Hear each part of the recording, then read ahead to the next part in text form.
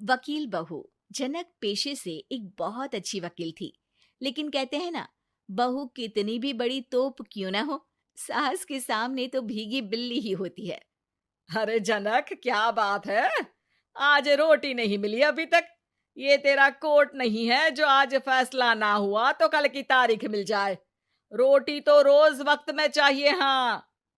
माँ जी, रोटी तो कब की बन गई। मैंने आपको कहा तो खाना खाने के लिए, आपने शायद सुना नहीं होगा। ओहो हो, जज नहीं हूं मैं तेरे कोर्ट की, सास हूं सास। कोई दलील फालतू की मत देना यहाँ। बहुत जानती हूं मैं इन वकीलों को। अपनी बात ऊपर रखने के लिए झूठ बोलने में जरा भी नहीं सोचते। तभी वहां जनक के ससुर आ जाते हैं। अरे भाग्यवान, क्यों बेचारी के काम को कोसती रहती है हमेशा।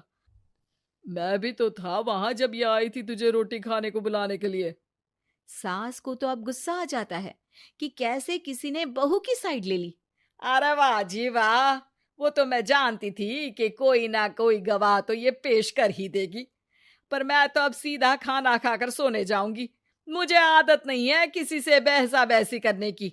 पता नहीं कैसे ये वकील इतना दिमाग लगाकर खुद तो झूठ बोलते ही हैं, साथ में झूठे गवाह भी ले आते हैं। जनक को सास के ताने सुनने की अब आदत सी पड़ जाती है। एक दिन जनक वकील की ड्रेस पर काला कोट पहनकर कोर्ट के लिए निकल ही रही होती है कि अरे कहाँ चली काला कौवा बनकर? टोक दिया ना।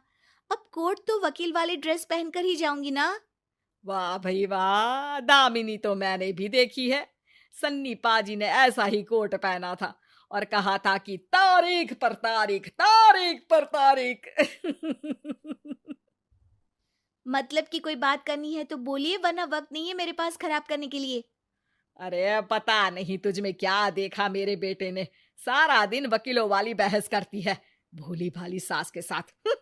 अच्छा सुन, जो इतनी बहस मेरे आगे करती है ना, जरा अपने बॉस से कर ले, जो 1 साल भी ना हुए तेरी शादी को और काले कपड़े पहना दिए। अंदर जा और लाल कोट पहन कर आ, पता तो चले कि नई नवेली शादी हुई है। अरे माँ जी, कोर्ट में मेरा बॉस क्या करेगा? ये तो पूरे देश की ड्रेस है वकीलों के लिए।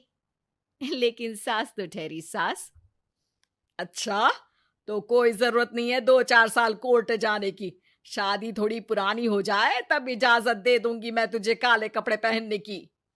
अब क्या था, मन मारकर जनक को लाल रंग का कोट पहनकर कोर्ट जाना पड़ता है। उसके जाने के बाद आहा, बढ़िया, ये पूरे देश की ड्रेस की बात करने वाली। अरे पहना दिया ना लाल कोट। अब सास आए दिन या तो जनक को उसके काम का ताना देती या फिर उसका काम छुड़वा देने की धमकी। तंग आकर एक दिन जनक पति से कहती है, मैं सोच रही हूँ कि कोर्ट जाना बंद ही कर दूं। अरे क्यों यार, इतना अच्छा करियर है, क्यों छोड़ने की सोच रही हो? अरे लाल रंग का कोट पहनकर जाना पड़ता है। हर बात पर सास ताना देती है कि वकील तेज होते हैं, सवाल जवाब करते हैं, झूठी दलीलें देते हैं। अरे तो ठीक है ना, वो जो कहती है अपनी समझ से कहती है, लेकिन तुमको तो पता है ना कि सच्चाई क्या है। जनक को पति की बात से हौसला मिलता है कि तभी घर पर कुछ लोग आ जाते हैं। अरे आइए पंच साहब, कैसे आना हुआ? अरे भाई साहब, सुना है कि आपकी बहू वकील है। तभी वहां सास आ जाती है। हाँ है तो, लेकिन क्या हुआ? फिर कहीं बहस कराई क्या? अरे हम तो खुद दुखी है उसके व्यवहार से। अरे भाभी जी, आपको तो पूरा मोहल्ला जानता है कि आप कितना बोलती है। फिर हम यहाँ बहू रानी की कोई शिकायत नहीं, बल्कि अपनी परेशानी लेकर आए हैं। ससुर जी खुश हो जाते हैं। हाँ हाँ, मैं भी बहू को बुलाता हूँ।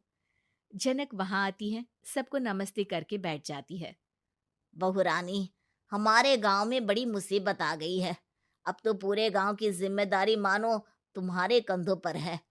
अरे ना ना, इससे तो घर की जिम्मेदारी पूरी नहीं होती, ये गांव की जिम्मेदारी क्या लेगी?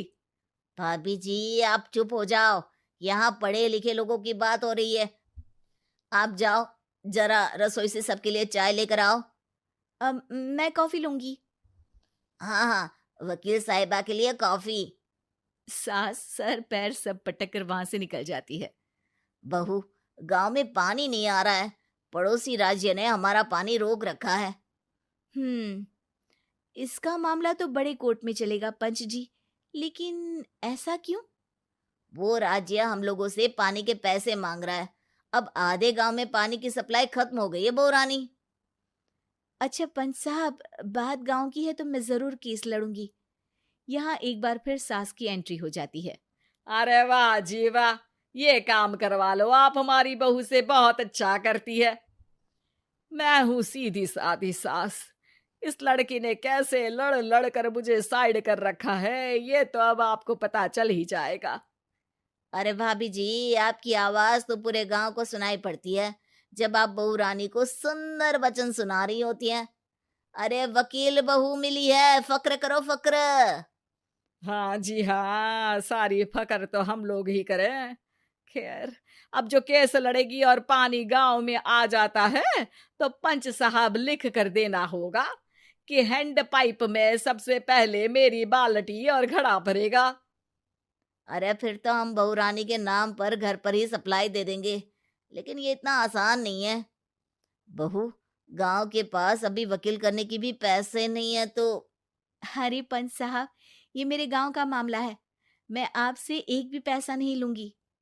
सास को बहू की बात पर गुस्सा आ जाता है, लेकिन सबके जाने के बाद झनक मन लगाकर गांव की परेशानियों को दूर करने में लग जाती है। और वो दिन भी आता है कि झनक केस जीत जाती है। अरे आज तो प्लम्बर आकर घर तक पाइप लगा गया है। खुश हो जाओ, मेरे कारण तुम लोगों को घर के अंदर ही पानी मिल जाएगा।